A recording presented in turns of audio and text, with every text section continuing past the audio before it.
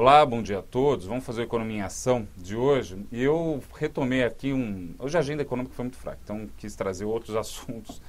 Entre eles aí um bom humor que estava na Europa hoje de manhã, em função aí de uma percepção de risco menor em relação a alguns países da zona do euro. E para exemplificar isso, né, para só ajudar o raciocínio, eu peguei a França como uma espécie de exemplo mesmo, né, desse movimento. Bem, primeira coisa, né?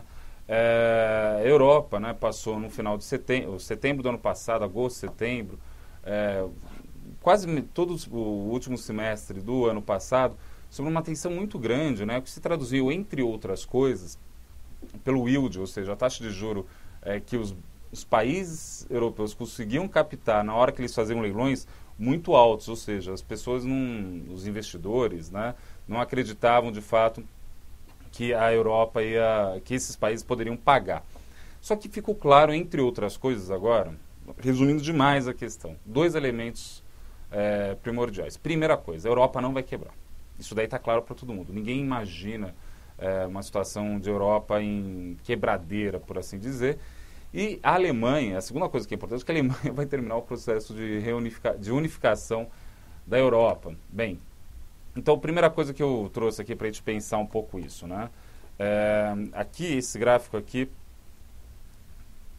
bem, aqui é o gráfico do título de 3 anos da França, né? Então, bem, antes de entrar nesse gráfico, eu vou comentar umas coisas. Bem, primeira questão, não a França, não, mas o Banco Central Europeu, ele estava com problemas de ordem institucional de emprestar dinheiro diretamente para os países. Ele não podia fazer isso, não pode fazer isso por mandato. Precisaria aí de uma espécie de autorização especial da Europa para o Banco Central Europeu para emprestar dinheiro para outro país. Mas o que está acontecendo? O Jean-Claude Trichet já começou com isso, o Mário Draghi continua com esse processo. Eles estão fazendo uma operação encoberta, né? Isso é que nem operação militar mesmo, encoberta. Qual que é a estratagema disso daí, né? O Banco Central Europeu está emprestando dinheiro a taxa muito baixa para os bancos comerciais da zona do euro. Vai emprestando dinheiro para eles, porque para banco comercial você pode, né? O Banco Central pode fornecer liquidez, é a função do Banco Central, ser o emprestador de última instância, está dando liquidez para esses bancos. Esses bancos encheram o caixa. Uma hora que esse caixa ficar cheio de dinheiro, ele vai ter que buscar alguma alternativa. Bem, levando em conta que a Europa não vai quebrar, e dois, que a Alemanha vai continuar a fazer o processo de unificação da Europa, ou seja, a Alemanha garante o resto dos títulos, no limite é isso que está sendo falado, né? Os bancos comerciais começaram a ir atrás de pechincha, ou seja, títulos que estão pagando um yield, uma taxa de juros interessante, numa situação de taxa de juros zero na zona do euro. Então, aqui, esse gráfico aqui é o do yield, da taxa de juros paga por títulos de 3 anos pela França. É um contrato genérico que a Bloomberg faz, porque ela encadeia uma série de vencimentos de 3 em 3 anos, né, para ter um gráfico longo, né?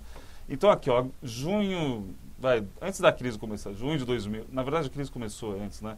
Dezembro de 2007, estava pagando 3,75, coisa do tipo, a França, né, para se financiar em 3 anos. Bem, veio a crise, né, aqui agosto, julho de 2008, explodiu o preço de commodity, o Banco Central subiu, a taxa de juros subiu, depois eles jogaram a taxa de juros a zero. A taxa de juros da França foi caindo, só que ela não foi caindo na mesma velocidade que caiu a taxa de juros livre de risco, que é do Banco Central Europeu, né, a taxa de referência, né. Chegou até aqui, ficou aqui, estabilizou, janeiro, começo do ano, estressou aqui de novo, né, subiu a taxa de juros. Tem que lembrar que a taxa de juros livre de risco, aqui é uma, aqui era outra, mais alta. Então, em tese, essa taxa de juros aqui na ponta tinha que estar bem mais baixa. Mas o que aconteceu? Chegou até aqui, estressou, voltou a cair, chegou aqui em setembro, foi quando o Banco Central Brasileiro virou a mão e começou a cortar a taxa de juros, explodiu a taxa de juros de 3 anos para eles e começou a cair de novo. Bem, a França, por mais que a taxa de juros, né, ele está mais longe, né, a percepção de risco está maior em relação... Se você pegar uma dívida de 3 anos da França, uma de 3 anos da Alemanha, você vai ver que aconteceu uma coisa aqui curiosa, né? Deixa eu pegar aqui já esse gráfico. Bem, isso daqui é o spread, ou a diferença entre a taxa de juro paga pela França e pela Alemanha no título de 3 anos. A diferença era muito pequena entre um e o outro, né? A da Alemanha era mais segura, então sempre tem, né, a taxa de juros da França sempre vai pagar um pouquinho mais. aqui na crise, aqui no final da crise mais forte, no final de 2008, né, quando a crise explodiu, depois ficou mais ou menos estável, ficou nesse patamar, chegou aqui em junho, julho, agosto de 2008, a diferença explodiu, ou seja, todo mundo colocando dinheiro na Alemanha e tirando dinheiro da França. Só que repare o seguinte, a relação está caindo fortemente aqui na ponta. Então o que eu acho que vai acontecer é que os banqueiros, os gestores de riqueza na Europa vão ter que começar a ir atrás de ganhar prêmio. Não dá mais para ficar na liquidez o tempo todo, né? O objetivo de jogar a taxa de juros a zero é justamente forçar os agentes a entrar no risco de novo. E aqui começou a cair de novo. Então isso daí vai ser fundamental. Eu acho que esse processo vai continuar. Não temos como pensar de outra forma, na minha opinião. Né? Tem gente que acha que a Europa vai acabar. Eu acho que a Europa não vai acabar, nem nada disso. Por falar em Europa acabar, no comentário de hora de hoje, toda vez, né, a gente vem aí, surge um papo, né, meio estranho de que a Grécia vai sair da zona do euro e que está muito difícil para ela. Fatalmente, talvez ela até saia, né? Mas eu quero só apontar uma coisa, porque eu acho que ela não vai sair. Isso daqui é o comportamento da balança comercial grega. E a gente pode ver que pelo menos os dados desde julho de 2001 até agora, esse último dado aqui é de novembro de 2011, ainda não saíram, dezembro de 2011, ainda não saíram os últimos dados agora, de janeiro também, não importa também. Repare que a Grécia é um país cronicamente deficitário na balança comercial. Eles precisam importar muito, principalmente combustível.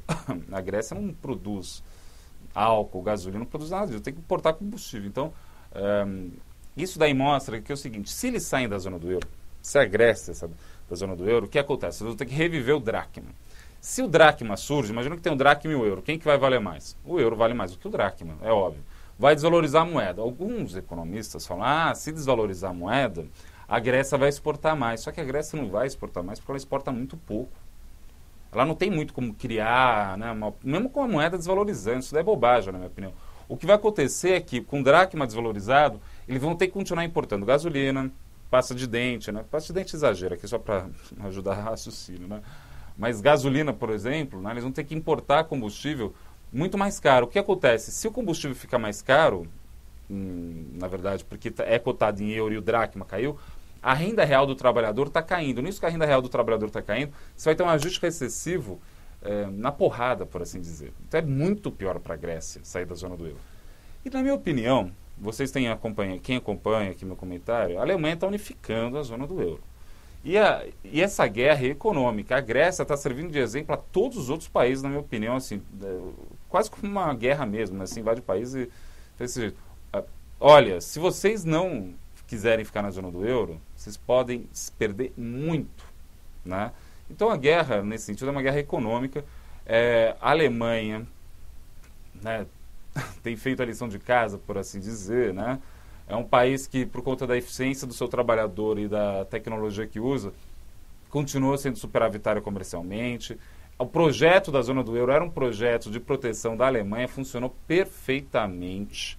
Imagina se eu tivesse dado essa crise toda e que todos os países da zona do euro tivessem ficado a mesma moeda. Hein? Imagina a bagunça que ia ser todo mundo desvalorizando de forma competitiva.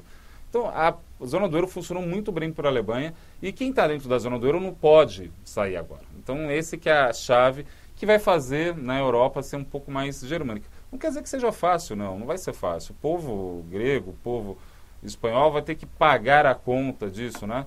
Mas repare aqui, por exemplo, o déficit comercial da Grécia, aqui não vou contar porque explodiu o preço de petróleo, então isso daqui que gera esse negócio. Mas o déficit comercial foi financiável durante esse tempo. Acho que se eles conseguirem financiar a Grécia... outra coisa, se a Grécia sai e volta a assumir o dracma, imagina para quanto vai a taxa de juros deles por ano. Vai ter que pagar muito prêmio para emprestarem dinheiro para ela. Então, quer dizer, explode as contas de vez. Então, não vai sair da zona do euro. Eles vão criar alguma coisa, não sei ainda, porque cabeça de político, né, não dá para saber exatamente o que pode sair. Mas eles vão resolver essa questão mais cedo ou mais tarde.